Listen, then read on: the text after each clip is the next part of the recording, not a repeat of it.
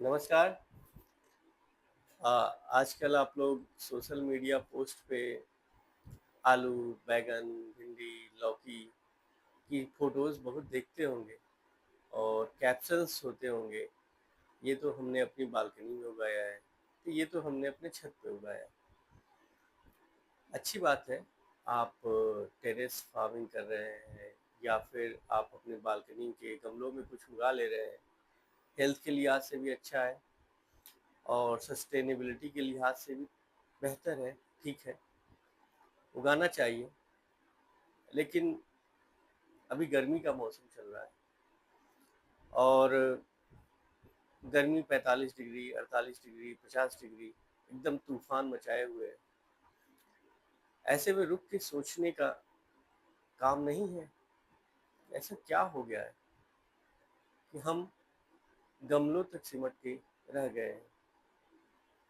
जो एकड़ में बगीचे हुआ करते थे, बड़े तालाब हुआ करते थे, हम ऐसे घरों में रहते थे जिसमें एक आंगन होता था। उस आंगन में एक नीम और एक तुलसी का पौधा होता पेड़ होता था। तो वहां से यहाँ तक की यात्रा ऐसा क्या कर दिया है हमने और कितना सही किया है। आज हीट वेव से सैकड़ों की संख्या में एक एक दिन में लोग मर जाते हैं और मरने वाले कौन है?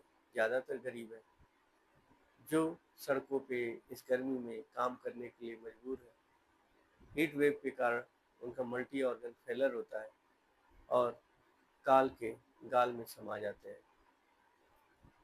ऐसे में रुक के ये सोचना बहुत जरूरी है कि इस विकास की अंधी दौड़ में जो हम अपने आप को संदूकों में बंद करते जा रहे हैं। अब गांव आज वीरान है, गलियों में चलने के लिए लोग नहीं है। गांव के खेल के मैदान जिसमें आप कभी कोलाहलों से भरा रहता था, आप खुद गिल्ली डंडा, क्रिकेट और अन्य खेल खेला करते थे, आज उसमें खेलने के वाले बच्चे कहाँ हैं? ऐसी परिस्थितियों में वो सारे बच्चे सिमट के शहरों के उस संदूकों में बंद हो चुके हैं जहाँ न उनका बचपन है, न खेल का सामान है। बस है तो प्रतिस्पर्धा की अंधी दौड़, चंद पैसे कमाने की होड़ और बस बीमारियों से जूझता एक जीवन।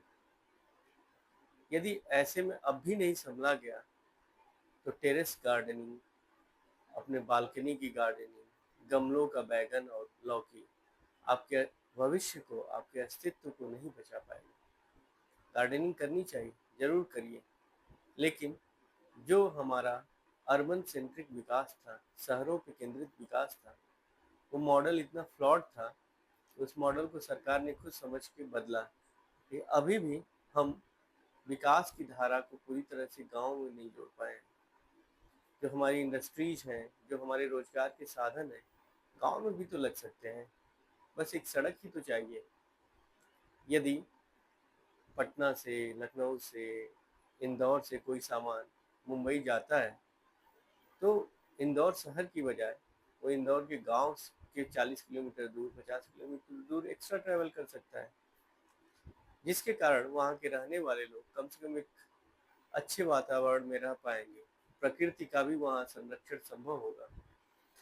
तो एक तो लोगों का स्वास्थ्य बचेगा, प्रकृति का स्वास्थ्य बचेगा और साथ ही साथ आप पेड़ों, पौधों, वृक्षों को भी उगा सकते हैं।